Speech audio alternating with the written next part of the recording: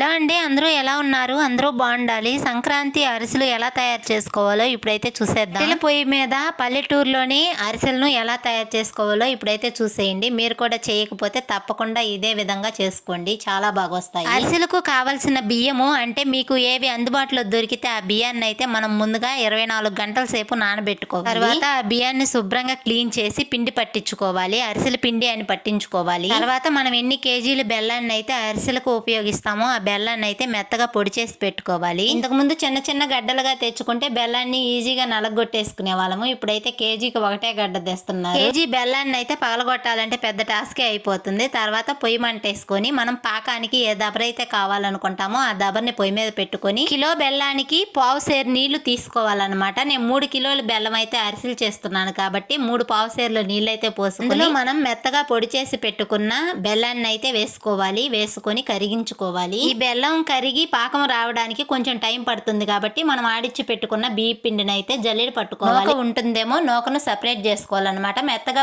జల్లెడైతే పట్టేసుకోవాలి పిండిని. కిలో బెల్లానికి 3 అర్ధ సేర్ల బియ్యం అయితే పోయాలంట. నేనైతే కిలో బెల్లానికి 1 కిలో బియ్యం పోసేసాను. పిండి ఉంటే ఉంటదిలే అని చెప్పి. ఒకసారి అయితే నాకు ఇలాగే జరిగింది, అనుకయిందనమాట. పిండి సరిపోలేదు, అందుకని ఈసారి ఎక్స్ట్రా పోసేసుకున్నాను. జల్లెడ పట్టడం అయిపోయిన తర్వాత పిండిని అయితే ఈ విధంగా ఉంచుకోవాలి. ఆరిపోకుండా అదిం పెట్టాలి. పొయ్యి మీద పాకం దబర ఉడుకుతూ ఉంది కాబట్టి ఎంతవరకు వచ్చిందో చూద్దాం. పాకం అయితే పాకాన్ని ఎలా చూడాలంటే ఒక గిన్నెలో నీళ్లు తీసుకొని అందులో ఆ పాకం వేసుకొని చూస్తే తెలుస్తుంది అనమాట అరిసెల పాకం దగ్గర పడిందా లేదా అనేది. ఆ నీళ్ళల్లో ఈ ఉడుకుతున్న పాకాన్ని వేసినప్పుడు అంట అది చెదరకపోకుండా అంతా ఒక ఉండలాగా వచ్చి చేతికి వచ్చేసేయాలన్నమాట. అలా వచ్చినప్పుడే అరిసెల పాకానికి పాకం వచ్చింది అని గుర్తు.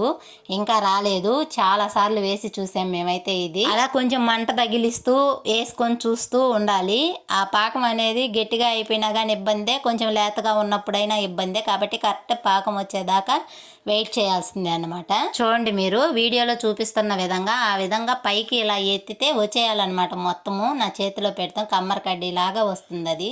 కానీ అంత గట్టిగా కాదు, అంత మెత్తగా కాకుండా బెల్లం పాగు నీళ్ళలో నుంచి చేతిలోకి తీసుకుంటే వచ్చేసేయాలి. అదే పాకం రెడీ అయిపోయినట్టే. ఇప్పుడు ఆ పాకం దబర్ను కింద పెట్టుకొని ముందుగా జల్లెడ పట్టుకున్న పిండిని కొద్ది కొద్దిగా వేసుకుంటూ తోటి నీట్గా సంగడి గెలిగినట్టు గెలికేసుకోవాలి. ఉండ కట్టకూడదు. ఇది ఒక పెద్ద టిప్ అనమాట. ఇది గుర్తుపెట్టుకోవాలి. ఉండ కట్టకుండా గెలుక్కోవాలి పిండి. కేజీ 2 కేజీలు 3 కేజీల పిండి వరకు అయితే కొంచెం కష్టపడి గెలుక్కోవచ్చు ఈ పిండిని అయితే. మరీ ఎక్కువ 4 కేజీలు 5 కేజీలు ఒకే దవరకు పెట్టుకోకూడదు పొరపాటును కూడా, ఎందుకంటే గెలకలేము. 3 కిలోలు అంటేనే వామ్మో కష్టమైపోయింది పిండి గెలకడం అనిపించింది నాకైతే. ఈ విధంగా వచ్చే వరకు పిండి వేసుకొని గెలుక్కోవాలన్నమాట.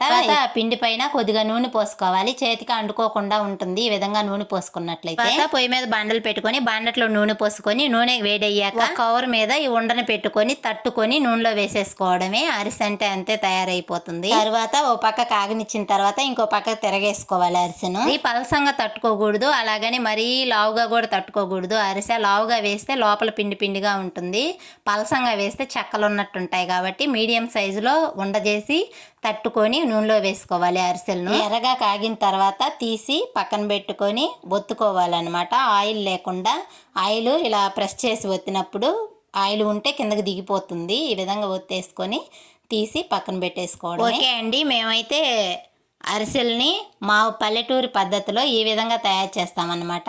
మీరు ఎలా తయారు చేస్తారో తప్పకుండా కమెంట్ సెక్షన్లో కమెంట్ చేయండి. ఈ విధంగా ప్రెస్ చేసి పెట్టుకున్న అరిసెల్ని అలాగే ఒకదానిపైన ఒకటి ఉండనిస్తే అతుక్కుపోతాయి అన్నమాట. వేటిపాటికి వాటిని విడివిడిగా మేమైతే ఎండుగడ్డి ఉంటుంది కదా పల్లెటూరులో, ఆ ఎండుగడ్డిని తెచ్చి వేస్తాము. నూనె ఉంటే ఆ ఎండుగడ్డి కూడా ఎండుగడ్డి అందరికీ దొరకదు కాబట్టి న్యూస్ పేపర్ అవైలబుల్గా ఉన్నా సరే న్యూస్ పేపర్ మీద కూడా ఈ అరిసెల్ని ఆరబెట్టుకోవచ్చు. పల్లెటూరు పద్ధతిలో అరిసెల తయారీ విధానం రెడీ. మీకు ఎలా అనిపించిందో కామెంట్ చేయండి.